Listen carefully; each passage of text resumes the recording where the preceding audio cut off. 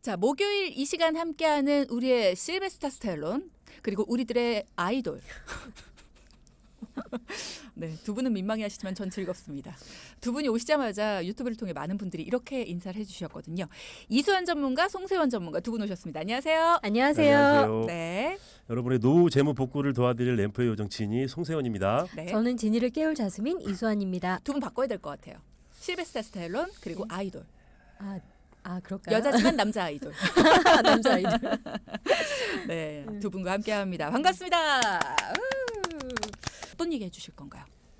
네, 오늘은 일상생활 중에 우리 가족의 응급사고 시 참고할 주의사항에 대해서 이야기해보려고 합니다. 벌써 마음이 아프네요. 네, 응급사고. 사고는 정말 갑작스럽게 발생해서 대비가 어렵다고 하는데 특히 요즘같이 한파가 심한 겨울 그리고 여행을 많이 가는 연말 연초에 잘 알아두시면 좋겠습니다. 네. 응급사고 진짜 예상할 수 없는 게 바로 응급사고이긴 한데 응급사고라는 게 구체적으로 어떤 경우를 얘기를 하는 걸까요? 뭐 여러 가지가 있겠지만 크게 나눠 보면 일상생활에서 발생하는 단순한 그런 일상 사고가 있겠고요. 즉시 응급 조치가 필요한 응급사고, 그리고 응급사고에서 더 확장돼 신체에 심각한 손상을 초래하는 사고로 생명을 위협하거나 장기적인 장애를 유발할 수 있는 중증 외상 사고로 나눌 수 있을 텐데요. 이 중 중증 외상 사고에는 교통사고도 있겠고 추락사고, 업무 중 재해사고, 폭력 범죄 사고, 스포츠 레저 활동에서도 사고가 날 수 있고요. 붕괴, 화재, 감정 같은 자연재해 사고, 그리고 기타 응급 상황 정도로 구분할 수 있겠습니다. 특히 우리나라 응급사고 중에 중증 외상 환자 사망률이 OECD 국가 평균 수준보다 높은 수준입니다. 머리 쪽 상해, 특히 머리 쪽에 다치는 사고를 말하는데 중증 외상 사고는 사망률이 50% 가까이 된다고 합니다. 네. 그래서 특히 골든 아워 내 치료가 중요한데요. 골든 아워라고 하면 1시간에서 8시간 그렇죠. 네. 사망률을 얘기하는 건데 1시간 이내로 응급병원에 도착할수록 생존율이 올라가고 시간이 지날수록 사망률이 올라가는 시간대를 얘기해서 그렇죠. 특정이 정해져 있지 않습니다만 네. 심장 관련된 사고가 났을 경우는 10분 이내. 그래서 저희가 보통 CPR 응급 치료를 하잖아요. 뇌졸중 같은 경우는 3시간 이내에 도착을 네. 해야 머리에 장애가 남지 않고 치료를 받을 수 있다고 합니다. 네. 최근 드라마에서 다루고 있는 중증 외상 센터에서 이런 치료와 수술 등이 이루어지는데 이렇게 드라마 이야기까지 드린 이유는 흔히 응급사고 하면 나하고 큰 관련이 없을 거라 생각들 하시지만 앞서 말씀드렸듯이 사고라는 게 언제든지 누구에게나 발생할 수 있는 것이기 때문에요. 본인과 가족 그리고 내 주변에서 언제든지 갑작스럽게 발생할 수 있는 응급사고에 대해서 미리 대비하는 게 중요하다는 점 항상 기억하시면 좋겠습니다. 맞습니다. 응급사고라는 거 사실 몸 건강은 우리가 뭐 1년에 한 번, 2년에 한 번씩 챙기기도 하고요. 평소에도 몸에 좀 이상이 있는데 싶으면 병원에 가기도 하고 질병에 대한 부분은 우리가 평소에 돌아볼 수가 있어요. 근데 이 긴급하게 발생하는 사고 같은 경우에 내가 다치는 경우 이런 것들은 내가 대비를 한다고 할 수 있는 것들이 아니잖아요. 그렇기 때문에 이거는 진짜 누구도 안심할 수 없는 것 같습니다. 맞습니다. 특히 응급사고나 중증 외상은 질병보다는 상해사고로 발생하는 경우가 많죠. 그죠? 예. 그래서 보통 실내에서 근무하는 분들은 밖에서 근무하는 분들보다 상해사고를 입을 확률이 적은데요. 하지만 상해사고의 사전적 의미를 보면 외부적인 물리적, 화학적, 생물학적 요인으로 인해 인체의 손상이 발생한 사고를 의미하고요. 상해사고는 폭행, 자해 같은 의도적인 상해도 있고요. 그다음에 교통사고, 추락, 화재 같은 비의도적인 그런 상해도 있습니다. 따라서 아직까지는 조심스러운 행동을 하고 안전한 직업군에 속해 있어 사고가 없었다고 하더라도 언제든지 외부적인 요인에 의해 상해 사고가 발생할 수도 있기 때문에 항상 주의하고 미리미리 대비하시는 게 중요합니다. 그렇죠. 자, 그러면 이렇게 상해 사고 등으로 응급 상황이 발생을 했다. 내가 뭘 해야 되지? 어떻게 대처를 해야 되지? 이런 것들이 제일 먼저 머리가 좀 까매질 것 같거든요.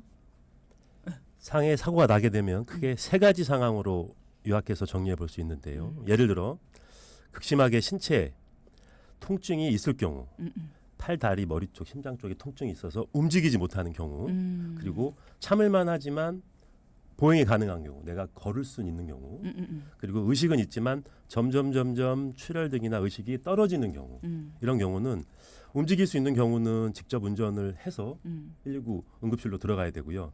그렇지 않은 경우는 119 신고 후에 구급차로 병원 응급실에 가서 치료나 수술을 받게 되는데요. 이때 가입된 보험 중에 상해 특약, 실손보험, 상해 입원 특약, 상해 치료 등에 쓸 수 있는 보장이 있다면 납부한 의료비를 보험에서 청구할 수 있습니다. 그러면 이런 것들을 미리 준비하는 게 필요하겠네요. 그렇죠. 네. 보통 상해 사고 시 일상생활로 복귀하기까지 짧으면 1, 2개월에서 길게는 뭐 12개월까지 그 이상도 걸리기도 하죠. 세부적으로는 응급치료, 진단검사 후 입원, 수술치료를 잘 받고 반복적인 재활치료를 받고 퇴원해서 통원치료까지 더욱 긴 시간이 필요합니다. 그 비용도 그만큼 높아지겠죠. 그렇죠. 업무도 휴직해야 되겠죠. 그리고 적절한 치료를 받지 못하면 장애가 남을 수 있어서 내 일상생활과 평생 삶의 질과 관련되기도 하고요. 여러 가지 걱정들이 많이 됩니다. 이 중증 외상이나 상해 사고를 당했을 때 치료 기간이 오래 걸릴 수 있고 특히나 이 중증 외상 같은 경우에는 후유증이 남을 수 있기 때문에 그런 부분에 있어서는 비용이 계속해서 들어가는 거잖아요. 자, 이런 부분을 걱정하지 않을 수가 없는데 나한테는 안 일어나겠지. 우리 가족은 괜찮을 거야. 막연히 안심하고 있기에는 이게 정해진 게 아니니까요. 누구에게나 일어날 수 있는 일이기 때문에 미리 대비를 하는 게 필요하다라는 말씀이신데요. 자, 그러면 미리 대비를 해놓기 위해서 우리가 어떤 것들을 준비를 해야 되나요? 일반 일상생활 중 상호나 중증 외상은 치료 후에 후유장애가 남을 확률이 높습니다. 특히 팔다리 관절 쪽, 척추 쪽, 그죠. 골반 쪽에 상해가 남는 경우는 어우, 너무 끔찍하네요. 후유장애 남을 수 있죠. 상해 후유장애는 꼭 가입을 미리 해두시는 게 좋습니다. 근데 사실 이게 비용이기 때문에 미리 점검이 필요하다는 거고요. 네. 이런 상해 후유장애 특약에는 3%에서 100%를 보장하는 특약 혹은 80% 이상을 보장하는 특약 두 가지로 나뉘는데 쉽게 얘기해서 80% 이상이라고 하면 의식이 없는 전혀 움직이지 못하는 상태이기 때문에 범위가 좀 좁고요. 3%에서 100%라고 하면 팔, 손가락, 다리, 관절 등의 후유장애, 즉 정상적인 범위에서 치료 후에 원상 복구가 되지 않고 정상으로 돌아가지 못하는 경우를 퍼센테이지로 나타내는 수치입니다. 이렇게 네. 3에서 100%로 폭넓게 보장해주는 상해 후유장애 선택하는 게 좋고요. 중환자실에서 또 한 가지 입원해서 치료를 받을 수 있기 때문에 저희가 집중 치료실이라고 하죠. 중환자실 입원 일당이라는 특약에 가입하는 것도 좋은 방법입니다. 근데 우리가 일반 입원 일당은 비싸지만 입원을 잘 안 시켜주기 때문에 입원 일당은 조금 가성비가 떨어진다 이런 얘기를 예전에 그렇죠. 해주셨었잖아요. 네.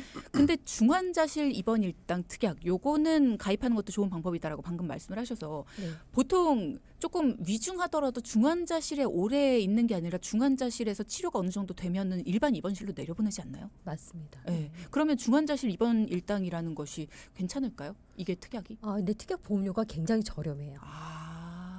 네, 굉장히 저렴해서 그래서 그 정도의 비용이라면은 그냥 있는 게 가성비가 괜찮으시겠죠. 네, 혹시 모르시잖아요. 네. 가성비로 생각을 했을 때 오래 계실 수도 있으니까. 중환자실 입원 일당은 가입을 해둬도 필요할 때 도움이 될 수 있다. 네. 그렇군요. 예를 들어서 상해 후유장애 3에서 100%를 1억 정도로 가입하시고 중환자실 입원 일당 20만 원 정도로 가입한다고 하셨을 때 40세 남성 기준으로 보험료가 5천 원에서 1만 원 정도? 두 개 다 해서? 예, 두 개 다 해서 생각하시면 되고요. 그런데 이제 상해 관련 특약이기 때문에 직업군에 따라서 더 저렴하시거나 더 비싸실 수는 있어요. 그렇죠. 네. 네. 근데 이 상해 후유장애 관련해서는 사실 궁금한 점들을 굉장히 많이들 평소에도 물어보시거든요. 교통사고를 당하고 나서 혹은 어떤 사고를 당하고 나서 뭔가 몸이 재활을 함에도 불구하고 예전처럼 돌아가지를 않는다라고 해서 상해 후유장애 이 특약에 대해 보장을 신청을 했는데 지금 줄 수 없다. 더 치료를 받아봐라. 네. 이런 답변을 계속해서 듣고 있으시다는 거예요. 네. 언제가 치료가 끝나는 거냐 네. 이런 걸 물으시는데 이 특약은 언제쯤 보장을 받을 수 있는 그 거예요? 부분은 제가 말씀드리겠습니다. 제가 직접 받아본 특약이기 때문에 제가 지금 멀쩡해 보이지만 후유장애 진단을 받아서 보험을 받아본 적이 있습니다. 사고 있으셨어요? 운동을 하다가 운동 선수들처럼 무릎에 연골이 찢어져서 수술을 받았는데 네. 찢어진 부위와 옆에 인대가 파열이 돼서 이제 이렇게 얘기하면 큰 사고인 것 같은데 보통 이렇게 되면 신체에 영구적인 장애가 남았는지 아닌지를 6개월이라는 치료 기간을 듭니다. 그래서 6개월이 지나고 나서 판정을 받을 수 있고 6개월. 즉시 신체의 일부가 잘려 나가는 절단 장애는 즉시 신청을 할 수 있는 요 기준이 있습니다. 그렇군요. 그러니까 뭔가 치료를 해서 원상복구가 될 수 있는 그런 그렇죠. 장애라고 한다면 6개월 정도의 네. 시간이 필요할 수 있다. 6개월입니다. 그리고 필요합니다. 또 가장 지금 어르신들 좀 많이 발생하는 게 고관절 치환술이에요. 고관절 치환술. 고관절에 골절이 생기면 이 고관절 골절이 사실은 수술을 해도 나중에 좀 괴사가 일어나는 경우가 50%가 넘어요. 그럼 결국은 인공관절로 교환을 해줘야 되는데 그냥 고관절 같은 경우 그냥 교환을 하면 인공관절 교환술을 하면 바로 보상이 되죠. 그렇죠. 그 그거는 후유장애, 다시 나을 수 있는 게 이게 아니니까. 아니니까. 그렇죠. 예, 그렇기도 하고 뭐 한 사고에서 먼저 후유장애를 받으셨는데 뭐 장애가 그걸로 인해 더 심해졌다 그러면 다시 심사를 해서 더 추가로 받으실 수 있다거나 이런 경우도 있긴 합니다. 지금 문자창을 보니까요. 1343님께서 저는 증권을 찾아봤더니 상해 후유장애가 2개가 발견이 됐는데 이거는 중복으로 보상 가능한가요? 라는 말씀 가능합니다. 주셨어요. 제한이 없습니다. 그렇군요. 그러면 여러 개를 갖고 있어도 괜찮겠네요. 이게 저렴한 특약이니까. 그렇기는 한데 이제 그 상해 후유 장애가 저희가 아까 사고의 경우들을 많이 봤는데 일상생활 그 상해 사고가 있고 그다음에 교통상해 뭐 상해 후유 장애도 있을 거 아니에요. 그렇죠. 교통사고로 인해서 그러면 교통사고 상해 후유 장애는 뭐 3에서 100%가 되게 저렴하기도 하고 또 일상생활 이걸 또 나눠놨어요. 나눠놨습니다. 예, 특약이 2가지. 근데 그러니까 그냥 재해나 상해 사망 후유 장애, 상해 후유 장애 같은 경우는 교통사고로 포함시키는 거예요. 그럼 보험료는 조금 더 비싸겠죠. 조금 더 비싸겠죠. 뭐 2개 정도 그렇게 같이 해놓으시면은 저렴한 비용으로 중복 보장 받으실 수 있습니다. 네. 지금 얘기를 들으시면서 후유장애, 무슨 장애까지 남아야지 받는 거를 우리가 가입까지 해놔야 돼. 이렇게 말씀하실 수도 있으나 여기서 말하는 후유장애라는 건 우리가 생각하는 장애랑은 조금 다릅니다. 그러니까 우리가 어떤 뭐 예를 들어서 사고를 겪고 나서 손가락에 골절을 입었는데 그 골절을 치료를 했는데도 불구하고 손가락이 약간 꺾여 있어요. 그러니까 그런 것들도 후유장애인 거잖아요. 그러니까 그런 부분들, 그 각도를 또 생각을 해서 뭐 이런 걸로 또 받기도 그렇죠. 하고 그러니까 여러 가지들이 후유장애에 속하기 때문에 우리가 일상에서 겪는 여러 가지 상해 사고에 대비하려면 이런 것들도 필요할 수 있다. 대신 범위를 좀 넓게 3에서 100%로 그렇죠. 가입을 해야 된다. 네, 이런 얘기 맞습니다. 네. 해주셨습니다. 시작하면서 질문 주신 분들이 있어서요. 이분들의 궁금증 먼저 해소해 보겠습니다. 3769님께서 제가 6년 전에 야구를 하다가 인대가 끊어져서 오른쪽 엄지와 검지 사이에 인대 접합 수술을 받았습니다. 장애 등급이 나올 수 있을까요? 라는 질문을 주셨어요. 우선은 정형외과의 그 의사 전문가님과 전문 의사 선생님께 한번 그 장애 정도의 각도를 한번 보시고요. 각도를 이거는- 본다는 게 무슨 뜻이에요? 이게 움직일 수 있는 범위를 전문적으로 재는 게 있습니다. 예. 그래서 한번 선생님, 그러니까 의사 선생님하고 상의해 보시고 후유 장애가 있으시다면 보험회사에 청구는 해보실 수 있는데 원래 청구 가능 기간은 3년으로 정해져 있긴 하지만 이제 간혹 보험사에서 이거는 일반인들은 소비자분들은 잘 모르시잖아요. 그렇죠. 예, 3년이라는 그러니까 거예요. 후유 장애가 있다면, 예, 그렇게 움직이는 각도가 제대로 안 나온다면, 이건 후유 장애를 해줄 수 있다라고 한다면 한번 심사를 받아볼 수 있을 것 같습니다. 네. 그러니까 후유 장애라는 걸 여러분 이렇게 기억해 두시면 돼요. 예전하고 달라졌다. 이렇게 기억을 하시면 될 것 같아요. 움직이는 범위도 예전하고 달라졌고 어깨를 돌리는데 어깨 수술한 이후로 앞뒤로는 잘 돌아가는데 좌우로는 안 돼. 네. 뭐 이런 거라든가 아니면 손을 쫙 폈는데 손을 쫙 펼치는데 새끼손가락만 잘 안 펴져. 뭐 이런 거라든가 뭐 아니면 그렇죠. 몸의 기관이 원래는 주먹만한 게 있었는데 주먹의 반만큼만 남았다. 뭐 이런 거. 그죠? 예. 예전하고 달라졌다. 그러니까 너무 가장 잘하시네. 좀 많은 게 보면은 손목하고 발목이에요. 손목 발목이요? 예, 손목 발목은 항상 움직여야 되잖아요. 그렇죠. 그 손목 발목을 골절로 인해서 수술을 받으신 분들은 거의 후유 장애가 남는다고 보시면 돼요. 예전처럼 걸을 수는 있지만 그러니까 제가 가장 많이 그 지급한 것 사례들이 손목하고 발목이에요. 물론 후유 장애 그 퍼센티지는 되게 작아요. 작기는 하지만 그래도 가능합니다 거의. 그렇군요. 뭔가 내가 장애가 남아?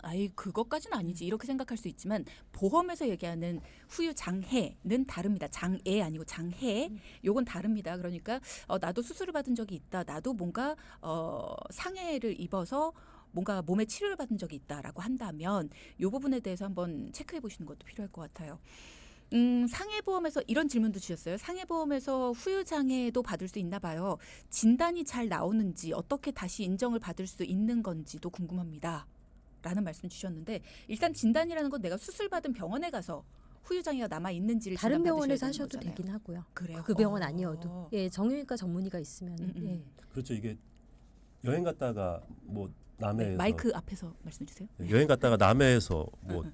멀리서 다쳤는데 응. 응급 치료를 하고 치료까지 하고 다시 이제 서울 경기로 돌아오신 분들은 그 병원 맞아. 다시 갈 수 없잖아요. 그렇죠. 그리고 그 병원에 다시 가서 기간이 지났는데 선생님 제 몸에 장애가 남았다고 인정을 해주세요라고 하게 되면 교수님이 자기가 하신 치료에 대해서 효과가 떨어졌다는 걸 증빙하는 거잖아요. 거꾸로 생각을 해보시면 내 수술이 뭔가 좀 잘못돼서 부족하다라는 거를 거꾸로 또 입증하는 거기 때문에 방금 말씀하신 대로 수환 전문가가 말씀하신 대로 근처에 있는 병원에 재활의학과에 가서 진단을 받으시거나 상의를 해보시는 게 굉장히 중요하죠. 약간의 비용이 듭니다. 진료 비용이. 아 그렇군요.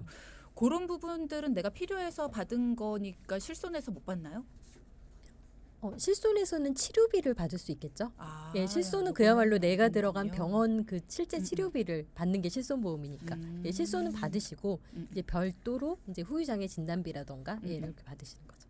지금 이제 내가 재활의학과를 가서 근데- 물어봤을 때 그런데 그거는 진단서 발행 비용은 실손보험에서 보상이 안 되잖아요. 그렇군요. 근데 진단서 발행 비용이 좀 비쌉니다. 음, 예, 그건 참고하셔야 돼요. 자, 그러면 여러분의 궁금증도 해소해 봤고요. 지금 얘기를 들으시면서도 나의 상황에 맞게 뭔가 물어보고 싶다. 나도 이런 일이 있었는데 이것도 가능할까? 혹은 내가 이런 일을 겪었는데 이거를 도움받고 싶다 하시는 분들 질문이 간단하면 질문 물어보시면 저희 생방송 중에 답변 드릴 수 있고요. 질문이 좀 복잡하거나 아니면 도움이 좀 많이 필요하신 분들 같은 경우에는 상담 요청을 주시면 저희가 전문가들이 즉각적으로 도움 드릴 수 있도록 연결을 해드리겠습니다. 그러니까 도움 요청하시는 분들 상담이라고 적어서 문자창으로 보내주시면 돼요. 자, 그럼 이번엔 두 분에게 상담 요청을 주신 분의 이야기를 들어보겠습니다. 이분은 어떤 고민으로 찾아오셨을까요?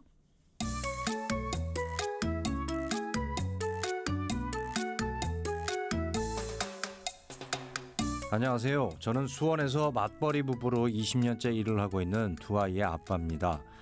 부모님은 제주도에서 가축 농장을 운영 중이신데 이번 명절에 제주도 부모님 댁에서 사고가 있었습니다. 어머니가 농장에서 일을 보시고 욕실에서 이제 씻고 나오시다가 크게 넘어지셨어요. 그래서 골반뼈와 허벅지뼈에 골절 상해를 입으셨습니다. 명절 연휴라서 치료할 수 있는 병원을 찾을 수가 없어가지고요. 많이 힘들어하셨거든요. 지금은 이제 수술 받으시고 회복 중이신데 1년 정도 재활 치료를 해야 한다고 합니다. 그 두 분이 건강하게 살아오셔서 보험은 좀 있는지 찾아보는 중입니다만 찾기가 어려워요. 병원비야 형제들이 준비해서 도움을 드리면 되지만 1년간 장기간 치료를 받으셔야 하니까요. 가지고 계신 보험이 있다면 사용을 하고 싶습니다.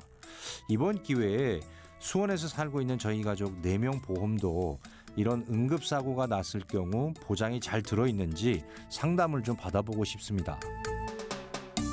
네, 오늘 사연자분 어머님께서 상해 사고를 당하셨어요. 수술을 받고 회복 중이신데 빨리 나으셨으면 좋겠고요. 어머님이 가입하신 보험 중에 상해 사고 관련 보험금을 청구할 수 있을지 이 부분을 좀 알아봐 주세요라는 말씀을 하시면서 사연자분 가족들의 보험도 한번 확인해 보고 싶다라는 말씀을 하셨는데 일단 어떤 상황인지부터 알아볼까요? 네, 저희가 평소에는 주로 미리 보험을 정리해보고 부족한 부분을 보완해드린 상담이 주 업무였다고 하게 그죠? 되면 이번에는 상해 사고 이후에 연세가 있으신 부모님의 보험들을 찾아서 해당되는 의료비 청구를 도와드리는 게 좀 중요했습니다. 첫 번째, 자녀들이 결혼 후에는 보통 각자 가정을 이루고 따로 사는 경우가 많아서 부모님 보험을 챙기기가 어렵고요. 그래도 부모님 연세가 드실수록 정기적으로 보험도 점검해드리고 부족한 경우에는 보완도 해드리는 게 중요하긴 합니다. 사실. 그렇죠? 그렇군요. 근데 어머님도 잘 모르시는 본인의 보험인데 자녀들이 이렇게 조회를 해본다고 해서 되나요? 이게 개인정보인데? 네, 가입자의 동의를 얻으시면 가능하고요. 네. 네, 어머님의 동의를 당연히 얻어야죠. 예. 그리고 보장성 보험 분야에 한해서 가입보험 현황을 본인 동의해서 열람할 수 있는데요. 네. 저희도 어머님의 동의를 직접 받고 2001년도에서 2025년까지 가입 내용을 살펴보니까 지역농협의 농업인 안전재해보험 1건, 상해보험 1건, 종신보험까지 해서 총 20만 원 3건의 보험이 확인됐고요. 우선 농업인 보험에서 뭐 의료비를 뭐 의료비, 그러니까 상해 수술비야 입원 재활 치료비 이런 것들을 보장을 받고 그다음에 이분 같은 경우 아까 골반뼈에 네. 골절이 있으셨잖아요. 그러니까 추후에 후유장애도 예상되죠. 그런 경우에는 거의 후유장애 많이 받으실 수 있기 때문에 여기에 대해서 미리 말씀을 드렸고요. 그다음에 개인 상해보험과 종신보험에서도 상해 수술비를 추가로 받으실 수 있게 도움드렸습니다. 근데 농장에서 일을 하시다 다치신 게 아니라 욕실에서 씻고 나오시다 다치신 건데 농업인 보험에서 의료비를 받을 수 있어요? 그 부분이 이제 기록지에 조금 남아 있는 부분도 보험회사에서 보지만 대체적으로 인정을 해주는 편입니다. 농업일을 하고 있다가 마무리하고 나서 씻고 나오는 과정을 이제 그렇게 같이 보거나 까다롭다고 하게 되면 전국적으로 이런 보험들이 필요 없다고 해서 거절하시겠지만 요 보험에 한해서는 인정을 많이 해주는 편인 것 같습니다. 그렇구나. 다행이었습니다. 그러니까 보험사에서 진료 기록을 보니까 그러니까 진료를 보실 때 농사일을 하고 계신다. 예, 그러면서 좀 거기에 대한 걸 강조를 하신다면 그런 내용들이 좀 들어가 있으면 될 것 같습니다. 그렇죠. 그리고 또 그냥 집에서 씻으신 게 아니라 농사 일을 하고 나서 하고 나서, 그거에 대해서 예, 씻으신 그렇죠. 거니까. 네, 그렇군요. 상해 의료비, 후유장애로 인한 보험금 이런 부분이 금전적으로 일단 많이 도움이 될 수 있을 것 같습니다. 다행이에요. 자, 그러면 사연자분이 원하셨던 가족분들의 보험도 점검을 해주셨나요?